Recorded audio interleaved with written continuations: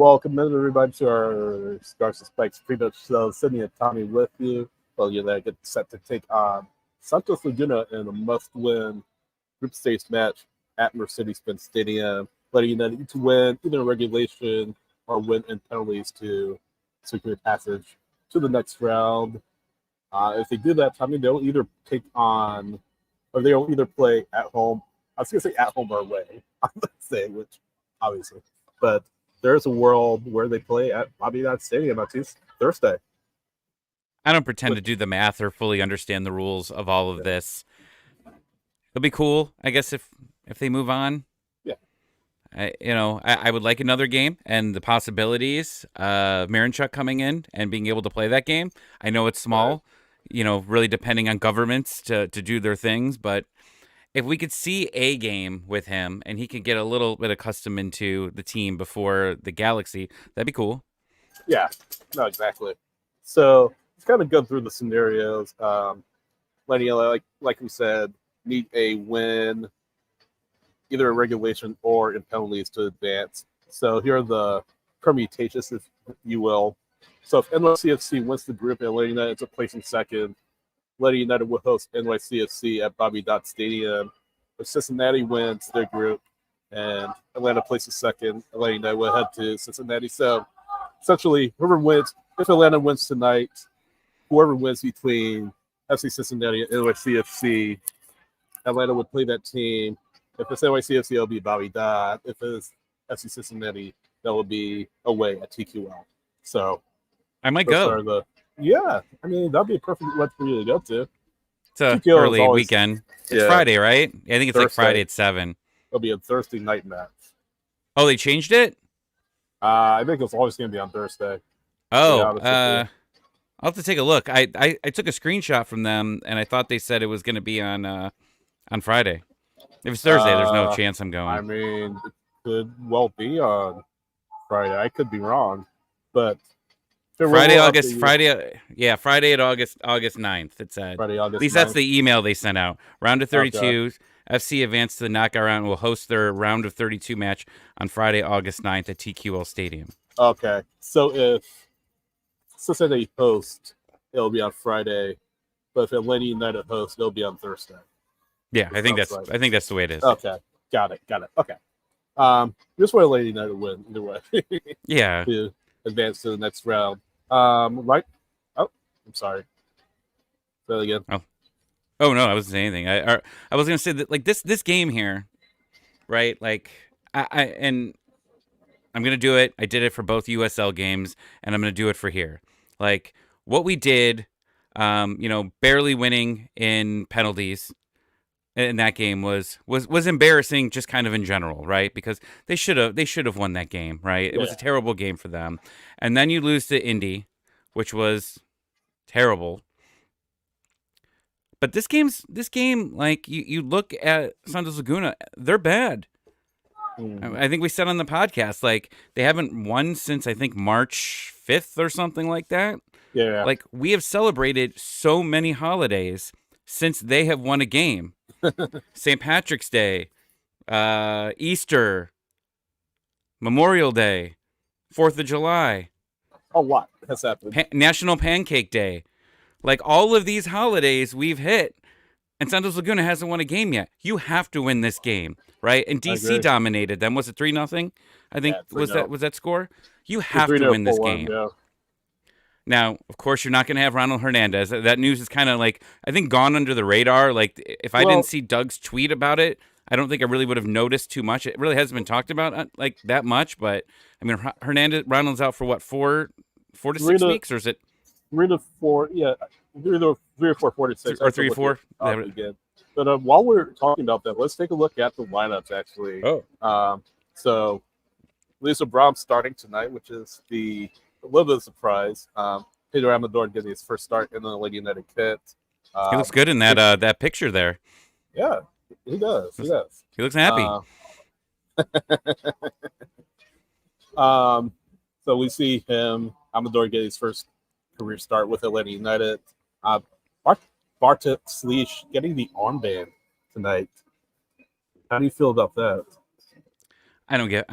I've never cared about the armband ever. But the only thing that I will take out of it is that whenever a manager feels there's a guy that's a leader in the locker room, they give it to him. So if I know Ronald's had it, and there's been a lot of trash talk because Ronald Hernandez had the armband. People weren't happy about it. We don't know what happens behind the scenes. If Ronald Hernandez is a great teammate and a great leader and gets people on track, cool. We might not know that, but seeing Sleesh has it, I'm excited because he's here long term. Right, we know he's going to be here long. So if he's a leader in the locker room, that makes me happy to see for the future. Unpopular opinion, I would have rather see Stian wear it or Brooks wear it, or maybe even Saba wear it. Um, but I mean, we like you said, we don't know what goes on in the locker room. But I think some Bartek, people don't need it either, though. Like yeah, in hockey, they talk about it a lot because you got the two alternate captains, and then you have the captain.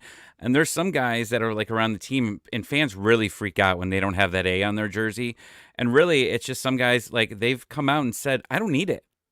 Like I don't need the right, armband." Now, in this scenario, I think what going forward, I think the rules next year, or is it next year, where they said that only the captain can speak with the ref? yeah, Is that starts next season, right? I think so. Yeah, That's actually when I care about who it is because I want someone that's very vocal and someone that is like Brad Guzan. Like I understand why he is it. He's it. One, he's respected across the league, and two, the guy's got a mouth on him. So if there's something that's not happy, Brad Guzan is going to run from end to end to go yell at that referee for a good 10 minutes. So whoever's going to take it next year better have a mouth on him and better be able to get over to those refs and have conversations with them. what do you feel about let's take a look at the rest of the lineup. What do you feel about Big Fortune starting? Why not Dax in that situation? I think they're trusting Fortune here. I think that there's some trust there with him, and I think the hope here is for this team again because we know historically Santos Laguna hasn't been good for the past few months. Is that they'll probably be in a scenario where hopefully they're up a goal or two or three before the end of the game, and Dax comes in and closes the game out. And and Brian put Dax has showed his age, and Yeah, he has. he has, but that's what we said about Ozzy Alonso, right? Ozzy Alonso, we knew was getting older. We knew that he was kind of fragile.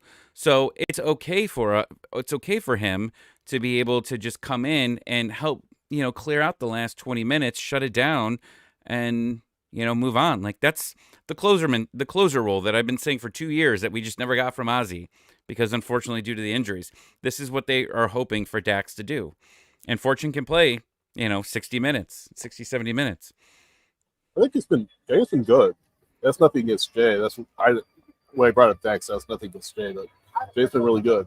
I like Yeah. his game. I mean, he's still a young player, but this time that he's getting can only help him as he, I guess, for lack of a better term, he's sort of a stopgap, right? A stopgap until Miranchuk can get into the team because Miranchuk will be at the 10.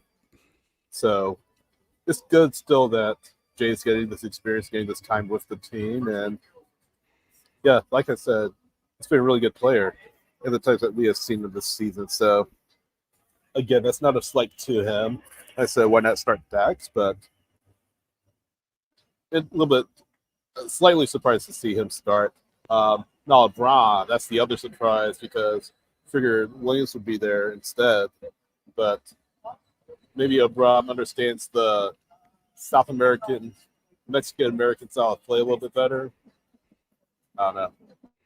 Yeah, that's the only thing that really stands out to me in this game is why not keep that tandem together here? And maybe that's just Rob trying another combination out again. I mean, this team hasn't had a lot of time to practice together, right? They haven't. Rob hasn't been able to go out there and decide what he wants to do with the lineup because he's just kind of just making the same, he's making some changes, but he hasn't been able to try things. So if, they've been off since Saturday. So for an entire week, if he liked the combination of Gregerson and Braum out there together and he wants to try it, cool. Like that's fine here. But this is the biggest break that Rob's had with this team since he's taken over. I'm interested to see how this team comes out with it. Yeah. So you figure you'll see. I was going to say Derek. Yeah, you figure you see Derek maybe in the last 30 minutes or so. Depending on how the match is. Maybe you see him. Maybe he's. I don't know. Do we know how he is on penalties? Maybe you can need him on penalties. You bring him Oh, on. please no penalties. God, please no penalties. I Yeah. can't handle it again. If they get the penalties, that's just I think in my thought again, I've never watched 1 minute of Santos Laguna in my entire life, but I'm just from looking at the results, getting to penalties against this team is not good. Just win a regulation. That's all you need, Yeah. right? Right. Yeah. You shouldn't be going that far with this game. And then it's just a game of chance. And then you got Yeah. to hope that, yeah, I don't even want to think about it. Penalties. Just get it out of your mind. Just get it out of your Yeah. mind. But I mean, even though we don't want penalties personally, that's another kind of wrinkle that you have to think about if you're the manager. Who do you put out there? Who do you bring out if you have to go that far? So that's why I Brooks brought it Lennon. up. Not Brooks Lennon. Right. Anybody but Brooks. Anybody but Brooks. I want to see Sleesh have a really good game tonight. He needs it. He honestly needs it after what happened last Friday, and the good players He know gets what it to takes to what. God, what do you say say? he gets to take penalties. He gets the armband. Sleesh, whatever you want, you get. You want to play But keeper next game? Go for it. no, I want to. He needs it. And good players know how to bounce back from Captain Sleesh. performances. Yes, exactly. Good players know how to bounce back from performances like that effectively. And as disappointed as he was last Friday, you need him to bounce back and be the player that he was, that we know he can be. Yeah, every player faces disappointment. Every player faces letdowns in their career. But it's how you bounce back. It's how you turn the tables that sets the good players apart from the great players. And I think that's a massive test with Bartek. See how he comes out, how he performs, especially with the armband too. Yeah. Any predictions for tonight, by the way? We didn't talk about predictions. I think I predicted on the show when we talked Wednesday, I said that they're going to win by 3. Think so? I said it's either going to be 3-0 or 4-1, which would be good. This fan base needs a cool win. Like, I don't know. Like, let me ask you this because you're there. What's the crowd like so far? I mean, I know we're 45 minutes, 50 minutes to kickoff, but like, did you It's see the tailgating? Did you see the backyard full or what? no, the backyard was not full at all. So the Braves are playing today. And I believe this is a match that fans have the option to opt out of if they don't win at 10. I think Oh Doug boy. tweeted out. Oh boy. Doug tweeted out 270 fans opted out. So definitely not going to be full house tonight again. I haven't seen Ticketmaster. I haven't seen what that looks like. But I do see there's some at least Santos Laguna fans set up below us in the visiting fan section. So there's going to be more than a few Santos fans tonight. And I can see a few Santos jerseys dotted around the main bowl away from the visitor section. So interesting to see how that fills out, how they show out for the match tonight. But yeah, they're not the biggest club in Mexico, so might have something to do with it. But yeah, interesting to see how that turns out. I want to say 3-1. If you want to let him know, it was a match like we talked about. This is a match you can't lose. I guess with a team like Santos Laguna, we've said that before, but you really, really mean it this time. Like, just go on and win. Last match didn't go your way. Last time didn't go your way. Win, and not just win, right in regulation, and get yourself to the next round, and potentially, maybe you have to merit check, maybe you don't, but still, get yourself to the next round. It's knockout football. Anything can happen. So just get the win, 3-1. Yeah, and I want to see Josh Cohen. This could potentially be the last opportunity that you see him for the season. If this is a loss, you don't see him. Yeah. Probably. for the rest of the year. Yeah. Brad's gonna whether how this team finishes or not. This. I'm gonna make the assumption that this is Brad's, you know, last ride in Fast and Furious terms, right? Like that's right. It's getting towards the end, so you're gonna give Brad all the opportunities, even if it just goes real bad for Brad. They're gonna let him finish the season here, and I think for fans, whether how this tournament ends up, as they want to see good performances by him because he's signed here next year, for sure, and he's the odds-on favorite at this moment to become the starter, right? And that's huge. This is really going to be our in this franchise, the next person taking over, like, is the second franchise keeper, really, right? And that's a big, Yeah. big thing to take over Brad Guzan's role. However you feel about Brad, this guy, I think he was top notch to meh to getting back to top notch. I mean, I think he hasn't had a couple great games here and there, but the season he's been very good. And you need to whoever's going to take over that role has some big shoes to fill, no matter how you look at it. And for him, this is the Open Cup. I think he showed some very good performances in the Open Cup. I mean, that penalties, in that game, they probably should have lost in regulation. Was it? It was against the Battery, right? Yeah. Yeah, like the Battery game was like a game where like he stuck out and was like, wow, this guy's good. In the 11 game, I mean, a lot of these goals haven't been his fault, but still, we would like to see a masterclass by him. And a Right. game like this, I think that the defense and him, they should shut them out. He did have a great game himself, so it's an opportunity for him to bounce back from a rough performance on last Friday. And yeah, like I said, he's been good more than he's been bad. So hopefully, uh, last time out was a blip. Yeah, every goalkeeper has their bad days, right? So hopefully, The whole that team was bad. yeah, the whole team was bad, but every player has bad days. So hopefully, that was Slish or Dylan's bad day, and he can come out much better this time around. But yeah, My player that's of the it. I game think. right here, though, real quick, I've been thinking about it, just looking at the lineup. I want to see Silva. I want to see Silva in full attack mode here, attacking defenders, and I want to see him score a goal or have a beautiful assist to Rios. I think that he needs this, right? And I think that his job is not safe long term as the starter after this season. And I don't think that's a hot take. I think a lot of people know that, but like I Sure. for him, he needs to have a very good last, third of the season to finish this year because he's been very mediocre. He scored some bangers, right? Or banger. I don't know. I think he scored two bangers at least. But other than Right. that, nothing has been fantastic with him. And he's got to turn it around because you've got two DP spots open. Now, whether it's now or in the winter, this team spends their DPs on offense. And Saba's been doing pretty well. I know there's some Saba haters out there, but Saba's legit. Like Saba's going to be here next year. There's no doubt about that unless he pushes himself out. Now for Silva, that might not be the case. If you go and you look at who they might replace, it could be a winger there, and his job would be he'd be go to the backup position. Yeah. So yeah, we need him. LA needs him to get back to the form he showed last year and the last year for sure. But yeah, you'll have spaces afterwards. I know you'll be being in charge for spaces after.